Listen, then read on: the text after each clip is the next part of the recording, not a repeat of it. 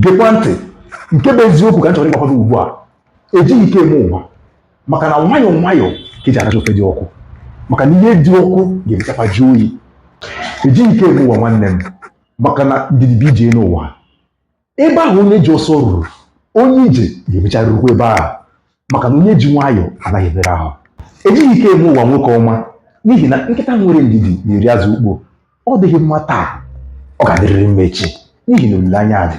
Ejighị ike eme ụwa nwaanyị ọma maka na onye ọdụ ọsọ ọsọ na-alakwa ọsọ ọsọ. Ya bụ jiri nwayọọ sobe ụwa maka na ụwa dị bịa ọ ga-adịkwa ela maka na anaghị ebu ala ebu. Ejighị ike eme ụwa ndị be anyị maka na akara aka niile abụrụ ofu. Ọ bụrụ na ọ dịrị mma taa ka ọ na-adịrị mma echi maka na ụwa na-eme ntụgharị. Onye eme echi onye nkwazi uche echi dị ime. Ya bụ n'ihe niile na-eme n'ụwa a dị uchu na ya ma nwere ya ndidi n'ihi na ị ga-eruriri ebe anyị na-aga. Ya bụ ị ga-amịtarịrị mkpụrụ ma nwere ya ndidi. Daalụ maka isonyere anyị.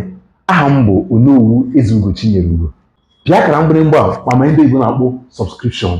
Sonyekwara anyị na Ezumezu Igbo TV ebe a ga na-ewetara gị ọtụtụ ihe dị iche iche dịka akụkọ ifo, gwam, ejije, ilu na nkọwa ya nakwazi ọtụtụ ihe ndị ọzọ dị iche iche ị ga-eji wee na-enwe obi ụtọ kwamgbe. Ọ bụ ihe ndị a ka ị ga-eji wee na-egosi ụmụ gị ka ha wee na-enene wee na-aghọtawanye uru ọ bara ịsụ na ide asụsụ Igbo ma mee ya ka ọ kwụrụ chịm. Ya na-esonyere anyị na Ezumezu mgbe ọbụla. Na Facebook ị ga-afụ ya dịka Ezumezu Igbo Forum. Na YouTube ị ga-afụ ya dịka Ezumezu Igbo TV. Sonyere anyị maka na asụsụ Igbo agaghị anwụnata, asụsụ Igbo ga-adị. Nke a bụ mbọ a na-agba ịkwalite asụsụ Igbo n'ebe ọ pụrụ iche. Ya bụ sonyere anyị mgbe ọbụla. Ngwa daalụ maka ige ntị. Ka emesịa.